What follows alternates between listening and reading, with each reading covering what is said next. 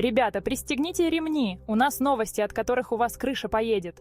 История Райана Рейнольдса получила совершенно неожиданный поворот. Оказывается, он тайно женился на женщине, которая копия Блейк Лайвли. Да-да, вы не ослышались. Свадьба прошла в прошлую субботу в самом сердце Нью-Йорка, и интернет просто взорвался от обсуждений. Хотите знать, в чем тут фишка?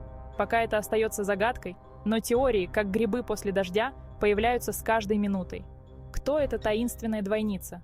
В чем истинная причина такой странной свадьбы? Пока Райан и Блейк отмалчиваются, публика разделилась на два лагеря. Одни поздравляют звезду, а другие крутят пальцем у виска.